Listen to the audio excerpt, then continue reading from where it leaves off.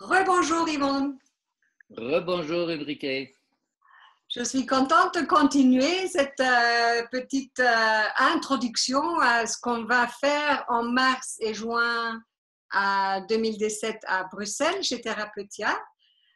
Nous avons la chance que vous allez venir pour donner une conférence en mars, le 30 mars en soirée, avec le thème « Qui sont ces femmes heureuses ?» Pouvez-vous nous dire juste en deux phrases qu'est-ce qu'elles vont trouver si elles viennent à cette conférence? Les femmes heureuses sont celles qui ont compris les principes fondamentaux de la psychologie masculine et qui en tiennent compte. Et donc, cette conférence est uniquement pour les femmes? Non, parce que je veux que les hommes viennent aussi pour que les hommes puissent confirmer à leurs femmes, à leurs partenaires, ce que je vais dire sur les hommes. Parce que ce que je vais faire pendant cette conférence-là, je vais dire aux femmes qu'est-ce qu'elles doivent savoir sur les hommes, qu'est-ce qu'elles doivent continuer de faire parce que vous le faites si bien, et qu'est-ce que vous devez aussi arrêter de faire parce qu'il y a des choses que vous faites par amour et de bonne foi qui provoquent des réactions de défensive chez nous. Non, jamais de la vie. Mais vous êtes toujours de bonne foi et amoureuse. C'est pas là où le bas blesse. Ah, tout à fait. Mais ça veut dire, vous voulez dire que les hommes ne font pas d'erreur dans les relations? Oh, c'est pas ça que j'ai dit du tout. Les hommes aussi, parce que j'ai une autre conférence qu'on pourra avoir l'occasion d'en parler, qui s'adresse aux hommes. Qui sont ces hommes heureux? Ce sont des hommes qui connaissent bien les règlements du jeu des femmes et qui acceptent d'être influencés par leurs femmes et qui, eux aussi, continuent de faire ce qui fait que ça vous séduit et qu'ils arrêtent de faire ce qui fait que ça vous met dans un état d'insécurité et même de panique. Oui. Exemple. Les hommes croient qu'ils peuvent acheter la paix par le silence. Alors, le silence, mesdames, vous faites des scénarios de catastrophe. Alors, on est bien d'accord que vous voyez très bien le rôle des deux partenaires dans le couple.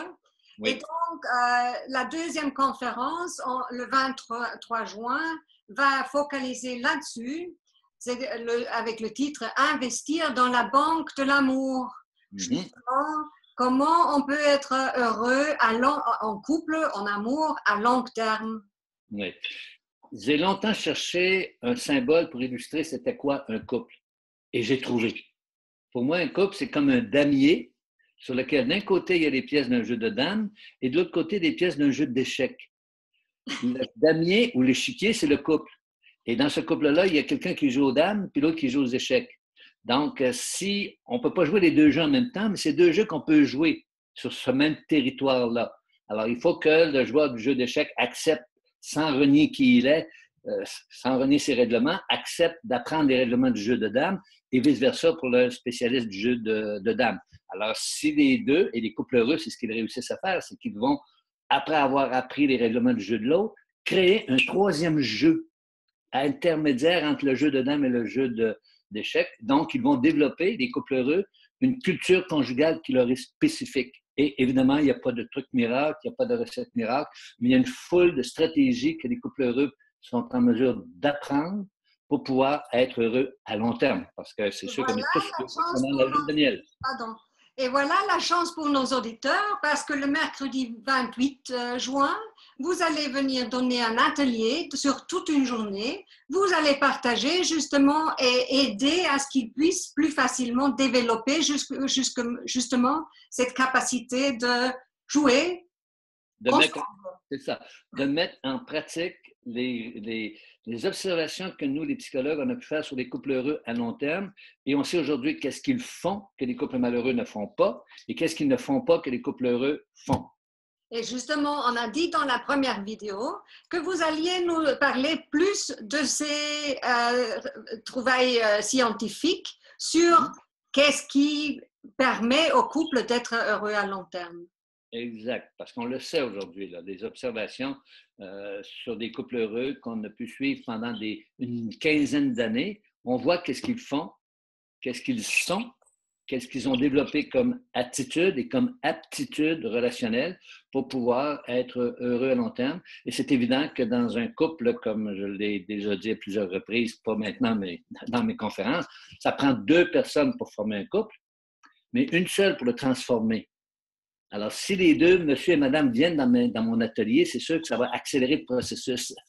Mais c'est c'est pas une ça bonne que nouvelle. et l'atelier s'adresse aussi aux célibataires. C'est pas nécessaire d'être en couple pour venir à mes conférences et venir à mes ateliers parce que si vous venez seul, le prochain couple que vous allez former, si vous êtes célibataire, risque d'avoir plus de probabilités de réussite. Tout à fait. Mais alors, racontez-nous un peu sur ces trouvailles scientifiques. Qu'est-ce qu'ils ont observé exactement, ces chercheurs? Bon, entre autres, quand on demande aux couples heureux à long terme, c'est quoi le secret de votre bonheur? Ils ne savent pas trop. Mais la réponse qui vient le plus souvent, le plus fréquemment, c'est j'ai toujours accepté mon partenaire tel qu'il est. Et effectivement, nos observations nous démontrent qu'une des bases des couples heureux à long terme, c'est qu'ils se mettent d'accord pour vivre avec des désaccords à long terme. Puisque, comme je disais dans l'entrevue précédente, le couple est un creuset pour générer des crises. Et le couple est aux prises avec des problèmes insolubles pour la très grande majorité. Alors, les couples heureux sont ceux qui vont négocier des ententes à double gagnant sur des problèmes insolubles et qui vont arrêter de jouer au jeu de j'ai raison de voir l'éducation des enfants, de voir le budget de cette façon-là, et toi, tu as tort de le voir autrement. Alors, au lieu de s'obstiner à savoir qui a raison et qui a tort, on va négocier une entente à double gagnant sur les thèmes de conflits et de problèmes insolubles. Mais justement, c'est ça la difficulté. Comment on y arrive? Ben, c'est ça. C'est qu'on arrive, non pas, parce que des couples heureux, on s'est rendu compte qu'ils sont très exigeants. Les deux membres sont très exigeants. Je suis prêt à m'investir à 100 je veux que toi aussi, tu t'investisses à 100 Mais comme on est, pour la majorité des couples, hommes et femmes, ben, on est quelque peu différents et c'est là où il faut apprendre à accepter les différences de l'autre et à négocier des ententes où chacun y trouve son compte et faire le moins de compromis possible, parce que dans la population, quand on dit faire un compromis, c'est mettre de l'eau dans son vin. Moi, quand j'achète une bonne bouteille de vin, la dernière chose que je mettrais dans mon vin, c'est de l'eau. Ça, c'est une très belle métaphore. J'en veux pour mon argent. Je suis bien prêt à payer un bon montant pour une bonne bouteille de vin, mais j'en veux pour mon argent. Absolument.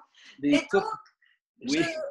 je voudrais vous poser une question encore, mais on la laisse pour la prochaine fois. Le mystère de la vie, de l'amour, c'est quoi? Et on se retrouve pour la prochaine vidéo. À bientôt. À bientôt.